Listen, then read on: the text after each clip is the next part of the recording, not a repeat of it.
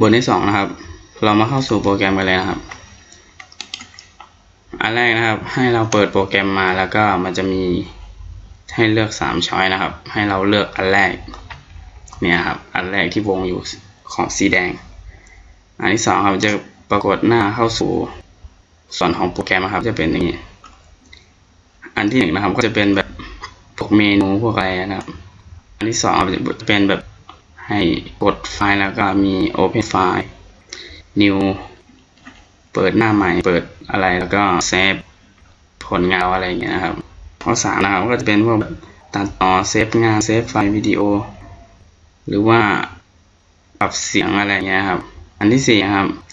ก็จะเป็นพวกวิดีโอครับเราสามารถเล่นได้อันที่5นะครับก็จะมีปุ่มเมนูพวกหยุดปิดสต็อปหรือโทนเสียงอะไรนะครับแล้วก็ที่6นะครับก็จะเป็นพวกวิดีโอที่เราจะนำมาตัดต่อหรืออะไรเงี้ยครับก็จะมีเยอะแยะตามที่เราอัปโหลดลงไปเลยครับข้อ7นะครับเราก็จะเป็นช่องที่เราเอาวิดีโอแล้วก็สามารถตัดต่อแล้วก็พิมพ์ข้อความลงในนี้ได้เลยครับนะครับอันนี้คือไอที่ผมบอกไปนะครับมี7หัวข้อส่วนนี้เป็นส่วนของ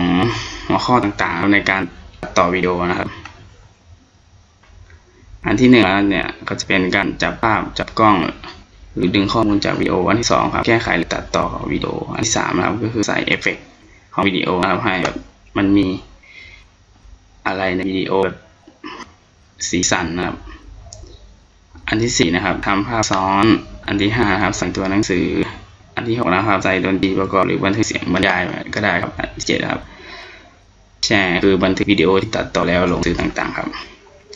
ขั้นตอนที่กล่าวมานั้นนะครับสามารถข้ามไปยังส่วนอื่นได้เช่นอาจจะไปใส่ดนตรีประกอบหรือใส่ตัวหนังสือหรือตัดต่อเสร็จแล้ว2ข้ออาจจะไปเลือกข้อที่7เพื่อเขียนลงแผ่นไม่จำเป็นต้องทำครบข้ออะไรอย่างเงี้ยครับก็จะมีบอกทุกอย่างครับเอฟเฟกต์อะไรอย่างเงี้ยครับมีบอกในโปรแกรมมาก็มีแค่นี้ครับ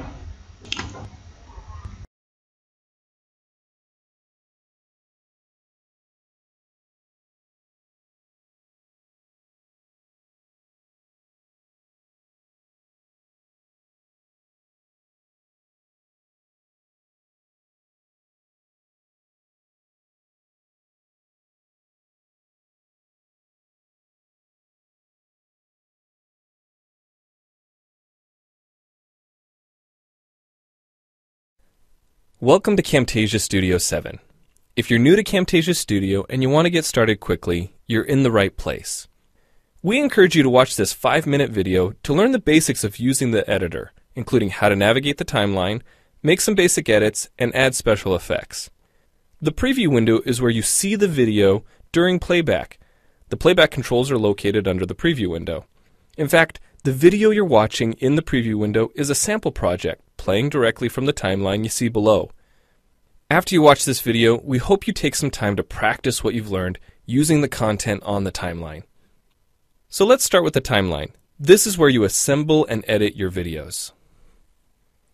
At the top of the timeline, tick marks represent time in terms of minutes and seconds.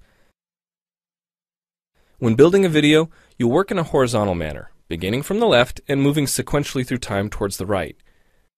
To make precise cuts and selection, use the zoom slider to magnify the view of the timeline. And when adding elements to your video, such as a call-out or audio clips, these are placed on different tracks. Tracks are created automatically, when you need them, when elements are added to the timeline.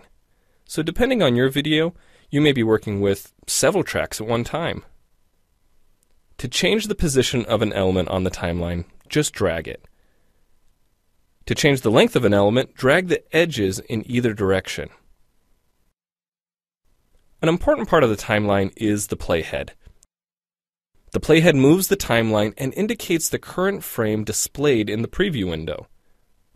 To view your video, click play in the preview window.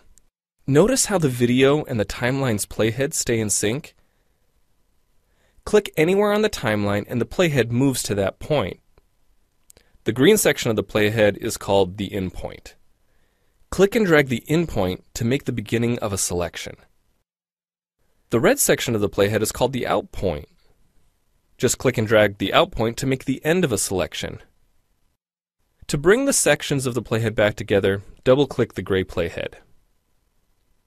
To split a video clip, position the playhead at the desired location and click the Split button. And if you want to remove a portion of your video, make a selection with the in and out points, then click the Cut button. If you make a mistake while editing, click the Undo button. Next, we'll look at the clip bin and the library. The clip bin holds recordings, audio files, images, and title slides being used in the project you're currently working on. Then there's the library. It stores video clips, intros, callouts, title slides, and other elements that you want to use from project to project. The library is also pre-populated with professional animations, music, sound effects, and other content you can use in your video for free. To add your own clips or video sequences to the library, make a selection on the timeline, right-click, and choose Add to Library. To include clips and other elements in your video, drag them from the clip bin or library and drop them onto the timeline. The tabs located above the timeline are task pages used for adding and editing special effects. You can add callouts to emphasize a key point. You can insert a transition between clips for a professional look. Apply zoom and pan effects to focus on important details. And draw attention to the cursor by changing the color, size, and more. If you double-click an element on a track, the playhead moves to the beginning of that element, and its task page opens, allowing you to make edits to that element. So we've shown you a few ways you can navigate and edit your video. But how do you get content into your video? Well, to make a new screen recording, click the Record Screen button. If you already have an audio or video recording to use, click the Import Media button.